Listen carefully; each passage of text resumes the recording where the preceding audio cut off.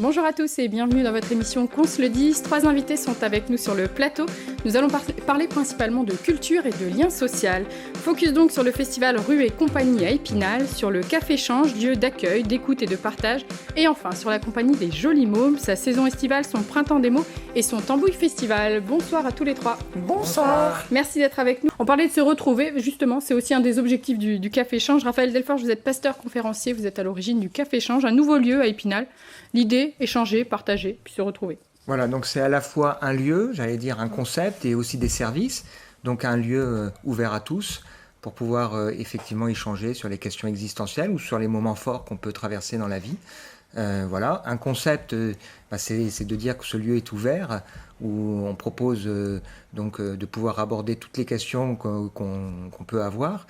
Donc j'ai conscience que si aujourd'hui il y a de moins en moins de gens qui sont forcément croyants, il y a toujours ces questions existentielles qui existent, et puis donc des services, puisque avec le lieu, il y a aussi un site internet avec des petites vidéos pour donner la parole, pour avoir une petite pensée philo, présenter des livres, et aussi répondre à des questions qui reviennent souvent.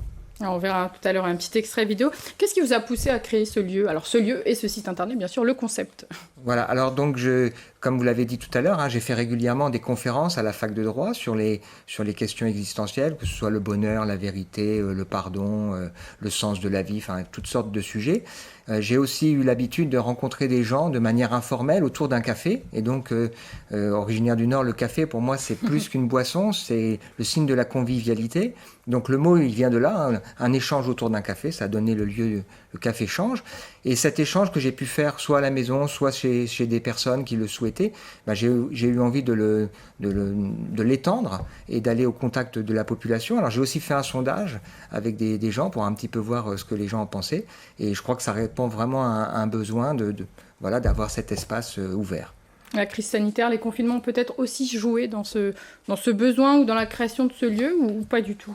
Alors oui, comme tout le monde, il faut réfléchir à comment on fonctionne. Voilà, faire des conférences, ça a été à un moment donné un peu compliqué.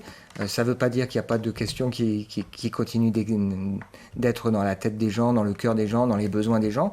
Effectivement, je pense que ce temps particulier s'y prête aussi, de se dire on a envie à un moment donné de pouvoir trouver un espace où on peut s'exprimer, aussi partager ce qu'on traverse.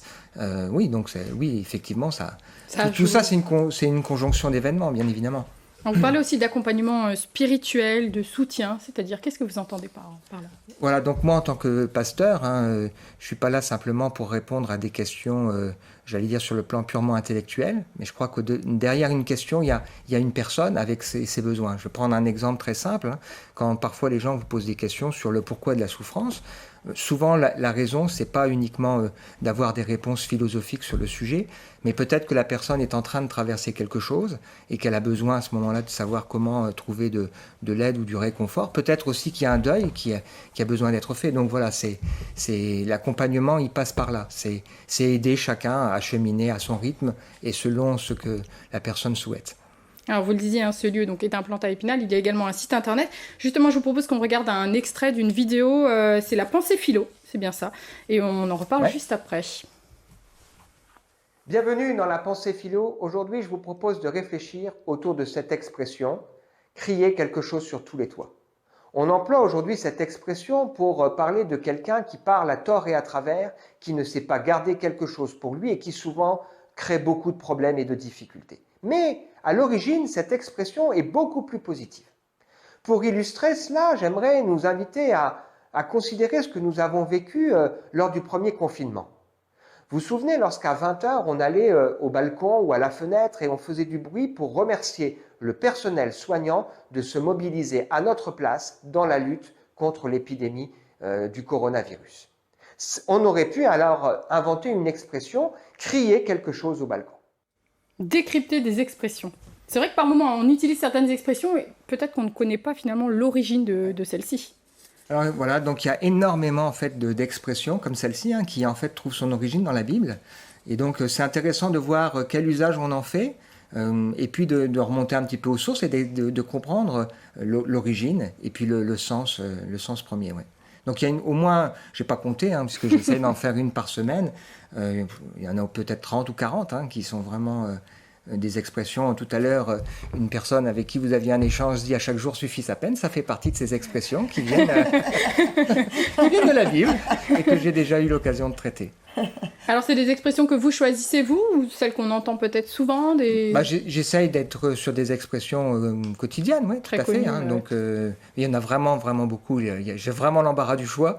Voilà, donc on chemine Voilà, après, on pourra sans doute aborder aussi des thèmes de chansons qui reviennent ou des citations. Voilà, est-ce qu'on est d'accord, pas d'accord? Enfin, l'idée, c'est aussi de montrer à travers ça quel thème on peut aborder. Donc, dans les vidéos, il y a des vidéos où je vous donnais la parole aux gens d'Épinal, parce que si je suis pasteur conférencier, je suis avant tout un père, un mari et aussi un citoyen.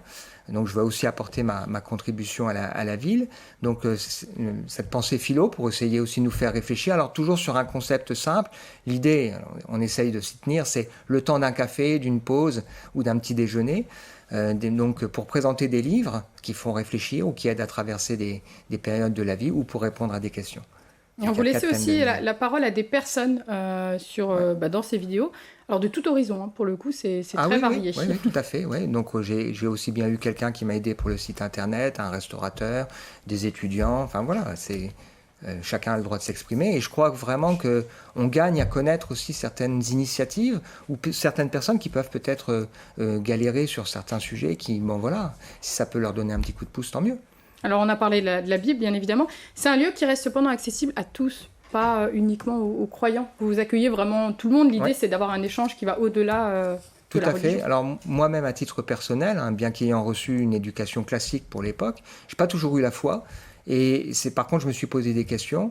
Et je crois que, il faut laisser chacun cheminer. Mais oui, c'est ouvert à que l'on soit croyant, que l'on soit déçu. Parce que, encore cette semaine, j'ai rencontré une dame, je lui ai posé la question, vous êtes croyante? Elle m'a dit, je ne sais pas. Il faudra bien qu'à un moment donné, je me positionne, mais je ne sais pas au fond si je suis croyante ou non. Comme ça, au moins, ça laisse chacun avoir sa propre idée, en tout cas. Donc, le Café Change à Épinal, rue Boudiou, c'est ça? Oui, 8 rue du Boudiou. Ouais, 8 rue du Boudiou. Et le site internet, donc caféchange.fr. Merci, Raphaël, de nous avoir expliqué tout ça. Merci à tous les trois d'avoir été sur notre plateau aujourd'hui. Merci. Notre émission est terminée. Elle est à revoir sur notre site internet. Quant à moi, je vous souhaite une très bonne soirée et je vous dis à bientôt.